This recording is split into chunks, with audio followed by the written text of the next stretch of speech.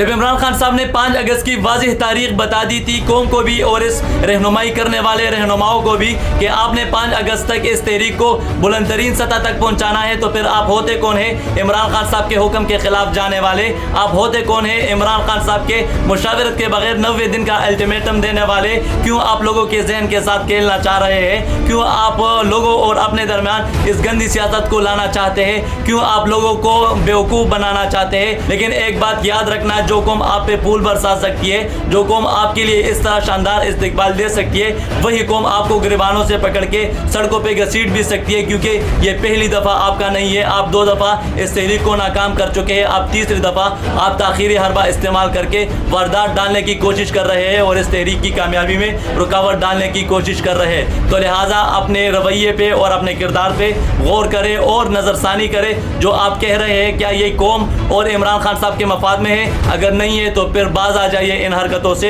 اور کل کا جو پریس کانفرنس ہے اس میں قوم کے ریلیٹڈ عمران خان صاحب کے حکم کے مطابق اگلا لاہ عمل دے، اور تبھی یہ قوم آپ کے شانہ بشانہ کڑی ہو جائے گی۔ تو کل تک پریس کانفرنس کا انتظار کرنا ہے، اور کل تک آپ نے خوب پریشر ڈالنا ہے سوشل میڈیا کو۔ بتا رہا ہوں کہ کل تک آپ نے پریشر بلڈ کرنا ہے اور ان لوگوں کو اس غلط اقدامات سے روکنا ہے۔ پاکستان زندہ باد، عمران خان پائندہ باد۔